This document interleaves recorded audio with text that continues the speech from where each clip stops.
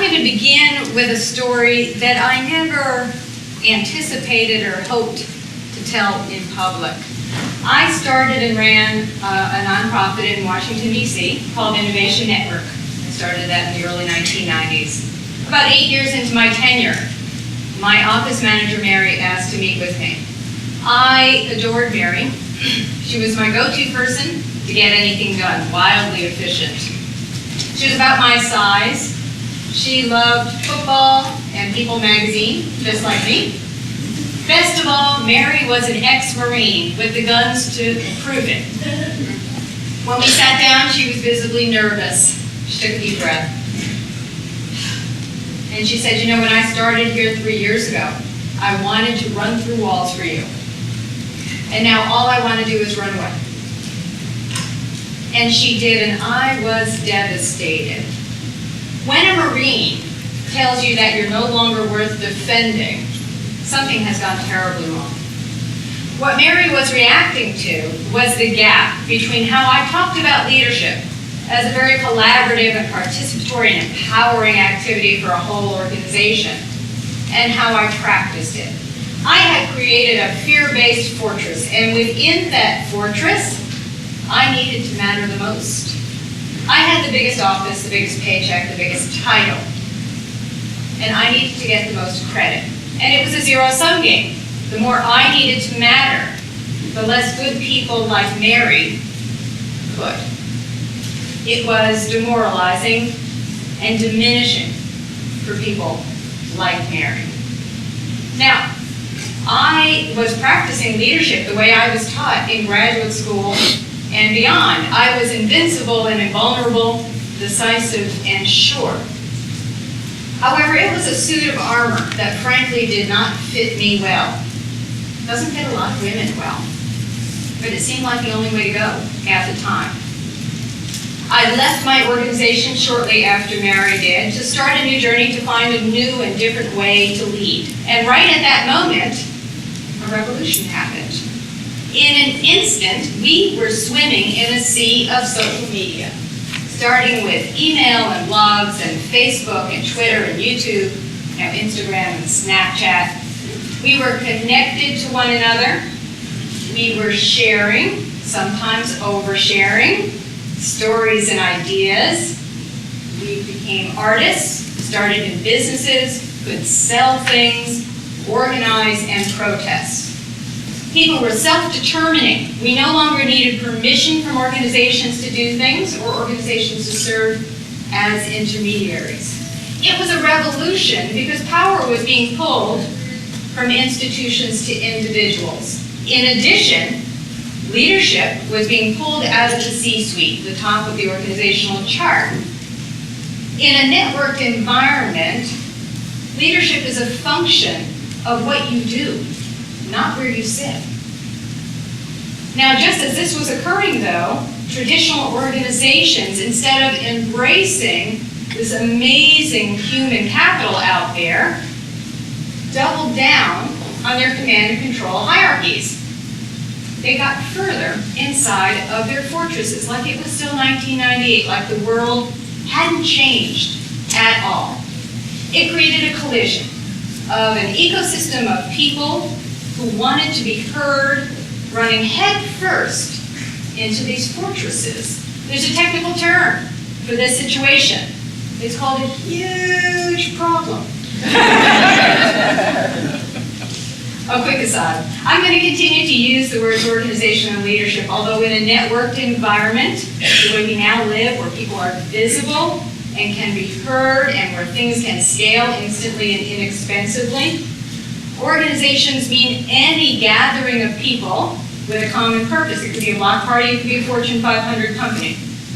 And leadership refers to the person or people who get everybody rowing in the same direction towards a common goal with the same culture, the same values. Okay, back to our huge problem. We've got these fortresses and we've got people running headfirst into them. This is not an academic issue. We experience this every day. You go into a store that has a big sign that says customers matter the most as you stand there ignored. 70% of complaints to specific companies on Twitter are not answered. Here's one of my favorites. You get an email from the CEO of a cause you've been giving to for years. That's kind of exciting until you realize that the email's from a dummy address and says do not reply. That they clearly don't want to speak to me or with me in any way. This is really astounding. It's counterproductive and it's demoralizing. So I have spent the last 10 years trying to figure this out. Why does this keep happening? I've spoken to thousands of people around the world about this. And it comes down to just one word: fear. Organizations have an outsized fear of the world that masquerades as smart management. When you walk into the boardroom and hear people talk about how frightening it is out there, right? That the world is teeming with wingnuts and wackadoodles, ready to attack us.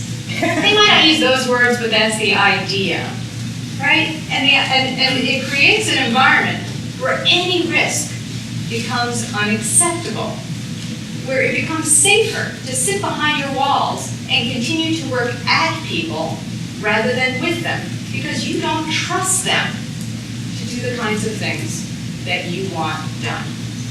This fear turns into something I call the churn, which is the over-busyness of trying to control people and things in ways that you can't. It's expensive and it's exhausting. The fear and the churn are choices. They're not necessities. And there's only one path that they lead to, and that's irrelevance. There's an alternative. Here's what I've come up with. I call it matterness.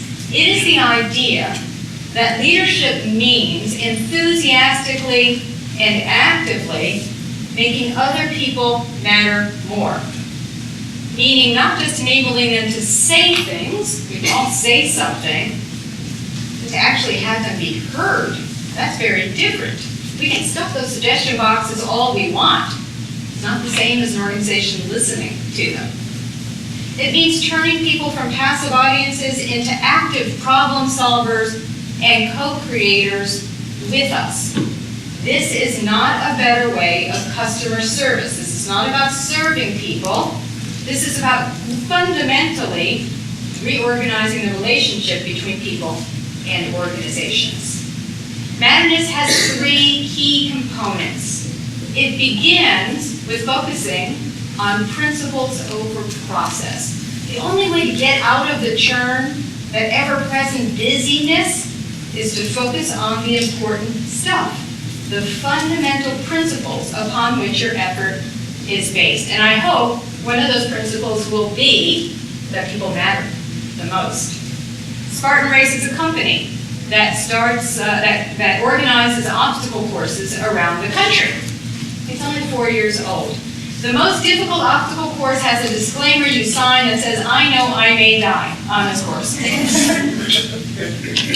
They prepare their participants well online, tell them how to get in shape, what to eat, what to bring.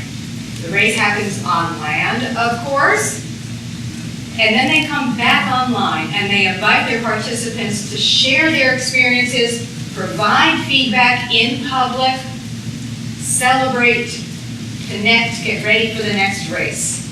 Spartan Race understands that we're not living online or on land, we're living in an integrated space of both, but most of all they understand that the racers matter the most, and that's how you get 5 million followers on Facebook.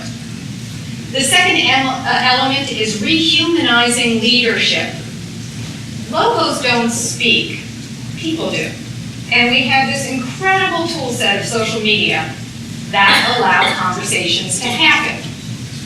But organizational leaders taught in a broadcast model from last century are still using these platforms as enormous press releases. I can assure you, nobody is sitting on their couch at home waiting for your press release and waiting to be told what to do.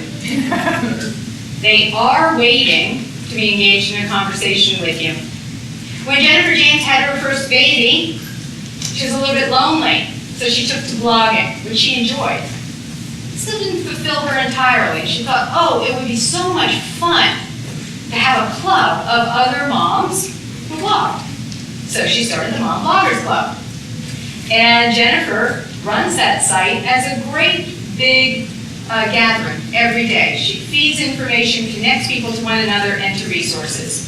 It still didn't feel like enough, even though she had almost 20,000 moms on her site. So one day, a couple years ago, she posted a question: who'd like to do something more? Who'd like to start Mom Bloggers for Social Good with me? And a couple of hundred moms raised their hands. And Jennifer started that site where they learned about important issues like maternal health and child nutrition. They organized trips to countries sponsored by brands and by causes.